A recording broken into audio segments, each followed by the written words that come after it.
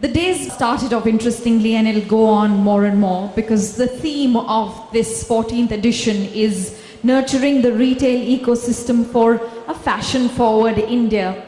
And what better way to start off with our curtain raiser? The curtain raiser is on innovations that will shape the future of the fashion world. Are we prepared? It is a very insightful question, one that demands a debate. And I'm going to request someone who's, well, an international specialist and consultant based out of Los Angeles to the world's leading apparel companies. He's widely considered one of the top apparel specialists in the world with over 45 years of experience in the apparel technology and manufacturing. Ladies and gentlemen, please put your hands together for Mr. Ram Sareen. The mantra that I live with, change is constant. Growth is optional. How many of us agree with that? Good. Did you know that the first testicular guard, the cup, was used in hockey in 1874? And the first helmet was used in 1974. It took 100 years for men to realize that their brain is also important. Well, how many of us remember this? How many of us here have a smartphone? How many of us, I see a lot of them, how many of us really have the second and third and fourth version of the smartphone? Can I see that? A fair chunk. But did you know that 10 years ago we didn't have any smartphones? The last 10 years has been the fastest technological growth that we've ever seen. We don't wear watches unless it's vanity. We can do a lot of things on our smartphones. But we're in the fashion business. And I'm in India. There are some regional preferences in India. So one marketing strategy is not going to fit for all markets. Why? Because the consumers are different. The population is way more diverse. Their spending powers are different. It's absolutely impossible to predict the demographics, especially in the cosmopolitan cities. The life stage is way less relevant today. There was a time when a certain age group of people wore certain type of clothing. Yesterday's 60 is today's 35. How many of us remember seeing Chini come? Conventional segment schemes, very less useful. And it's harder to predict the spending behavior of a consumer today.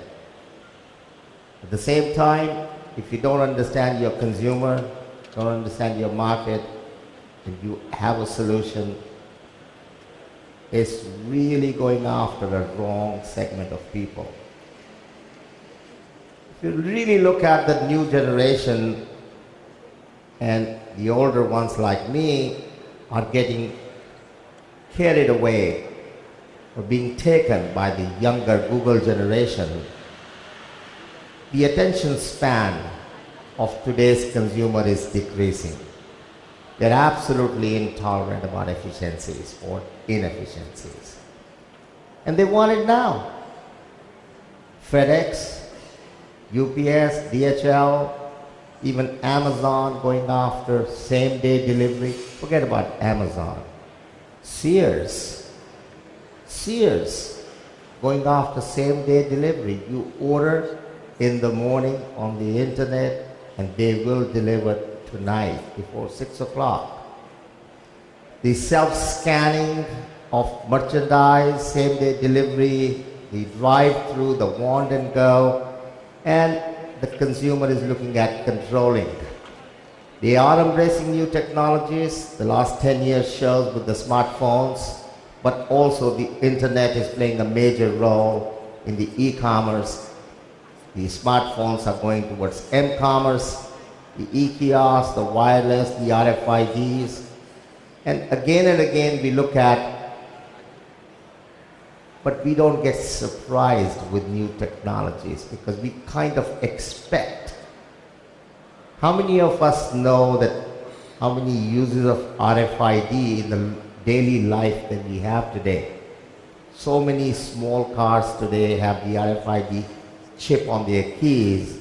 So you have a key in your pocket, but the system opens the car or starts the car. How many of us remember sitting in the aeroplane 10 years ago and looking at the big screen where the aeroplane is, called GPS, and today GPS is available on smartphones. We know exactly how fast we are going, although it's not connected to the automobiles. But we don't get surprised with these technologies. Smarter shopping and smarter stores. The customers are calling the shots because they are requesting. They are forcing the retailers to get smart.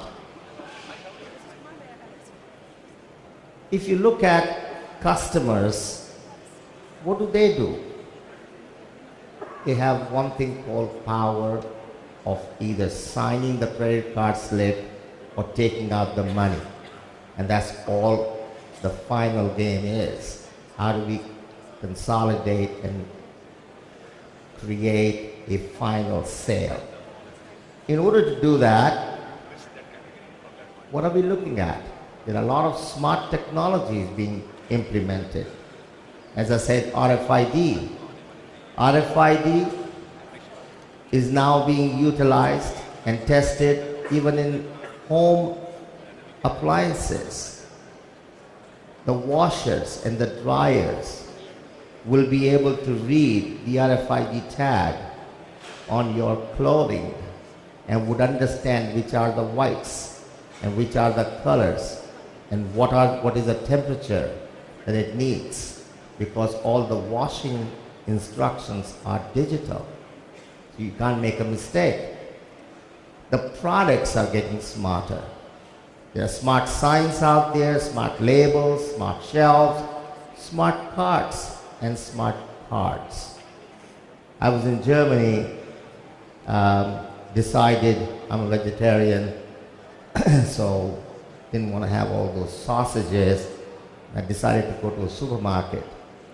The smart cart with a little screen, I pick up the bread and it tells me where the jam is, in which section the butter is, and what is the special today, because it knows what I have.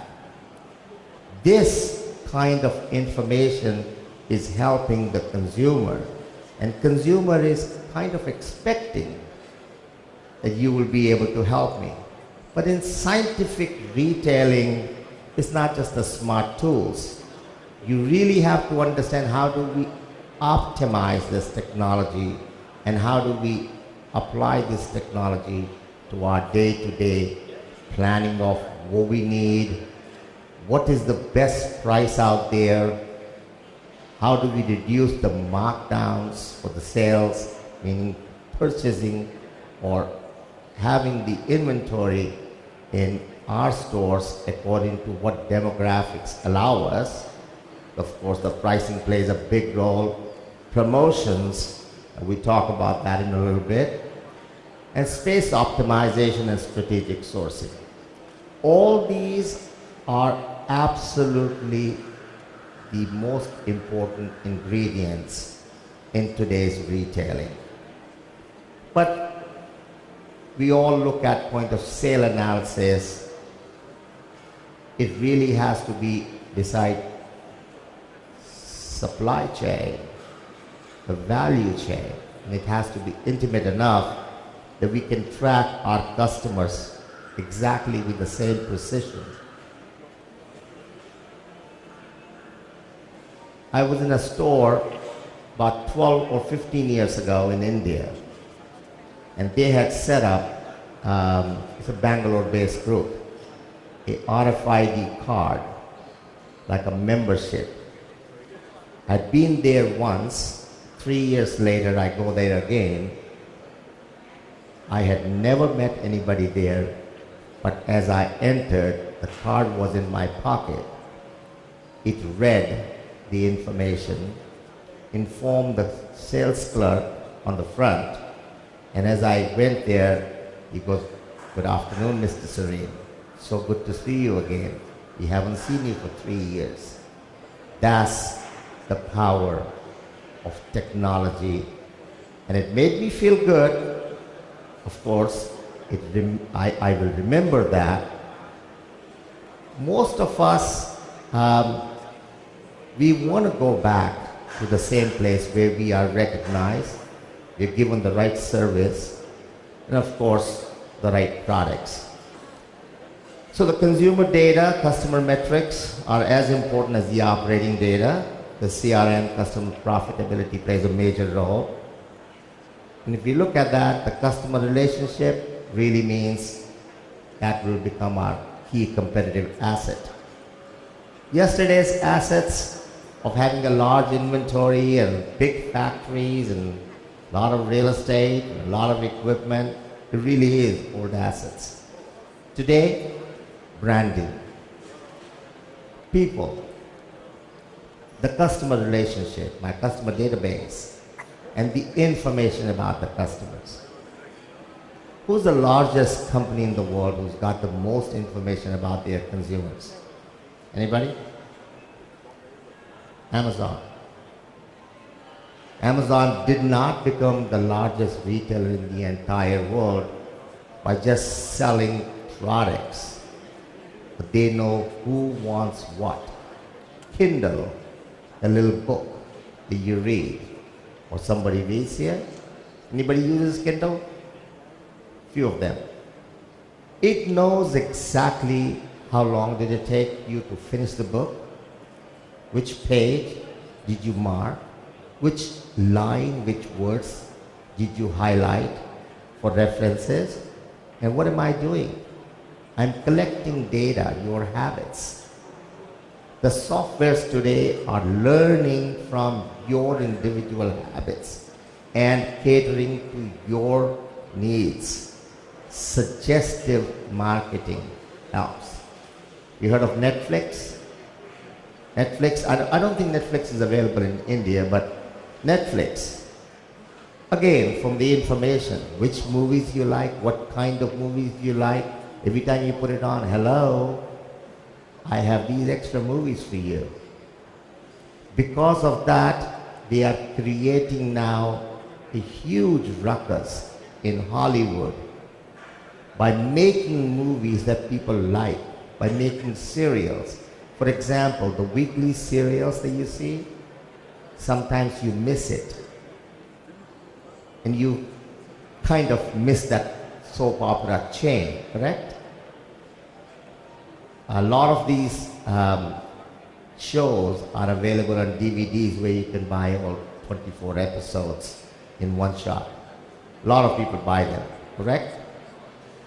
Correct me if I'm wrong, but Netflix was the first one to launch a new series and offer all 13 or all episodes at one time.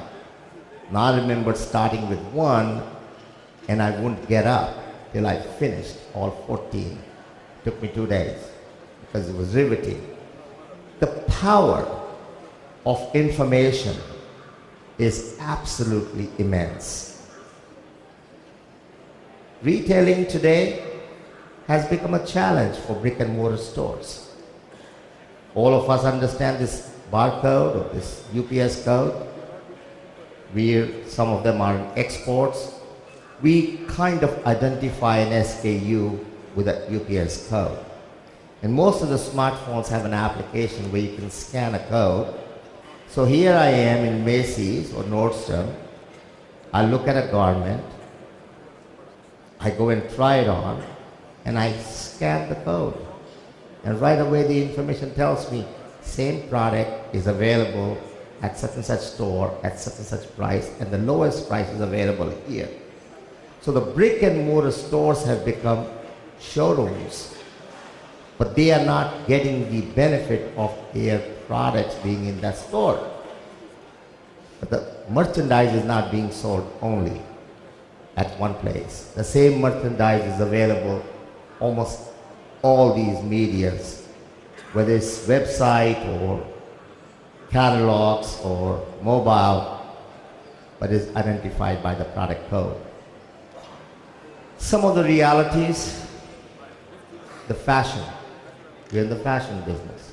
It changes very quickly. New trends happen every 10 weeks. The democracy of consumption, it really defines that no one has to be rich today to be fashionable. And if you look at that, if a trend is going on at one time, this is really the front covers of the same week in Brazil, India, and the United States, but they are showing the same trends. If I look at that, I look at what is the difference here? Well, one, the sizing is different. The products may be same, and the fit is different. Nothing sells unless it really fits.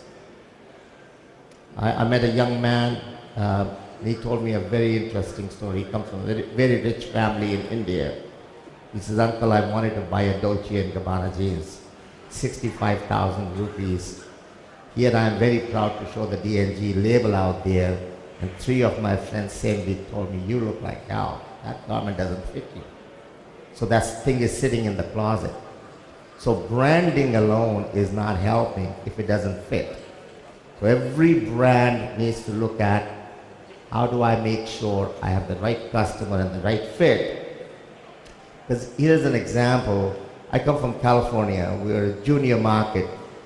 Fast fashion is an old word over there. We call it disposable clothing. We make disposable clothing for $100 to outfit a junior person, junior meaning a person under 30 years old who doesn't want to be seen in the same clothing.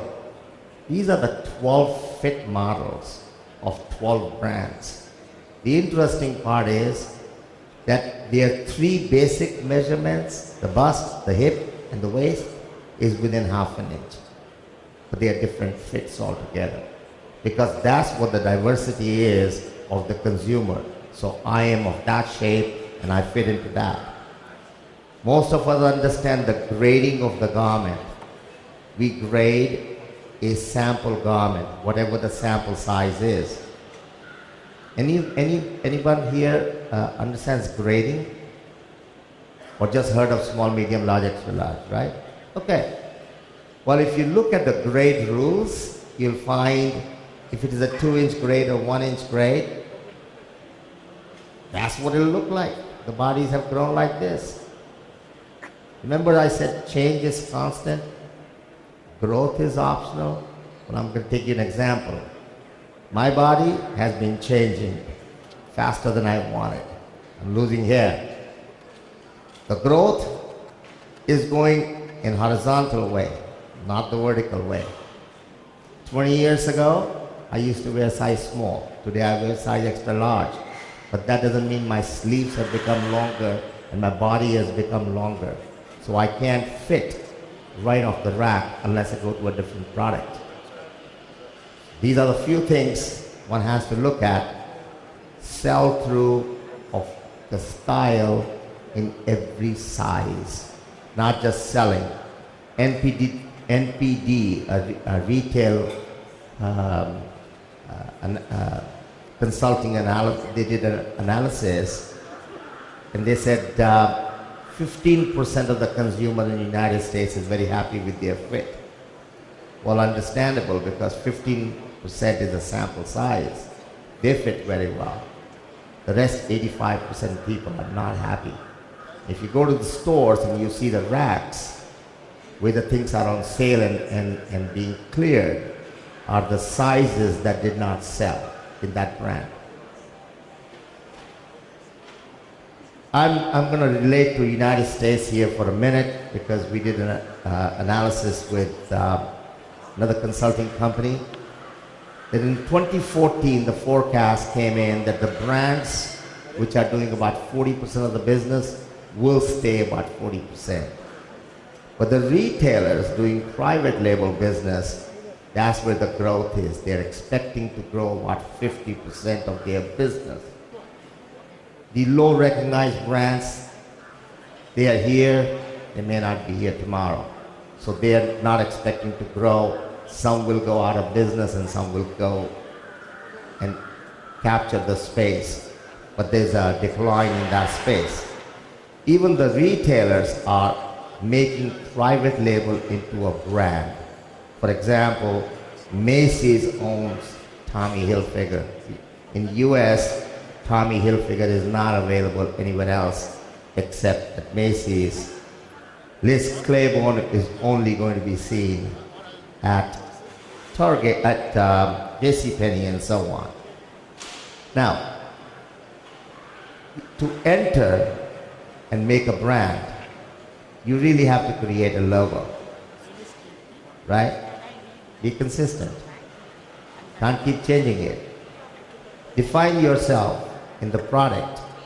The trend may be stripes, but what sells in Hong Kong doesn't sell in Canada. What sells in China doesn't sell in USA. The regional preferences are equally important. Here's a paradigm shift. The designer out of Sri Lanka who's catering to e-commerce, to retail, they design their clothing every 8 to 10 weeks, brand new line. They design it digitally. They see how the garment fits. And I'm not able to run the videos. So they actually see it and put it on the website. They sell it, then they will cut and sew the same garment. You're right, it costs a lot more, $1.68 per garment more to make one garment at a time, but the savings are $7.88. I have no markdown, no inventory, no warehousing, and I'm able to go out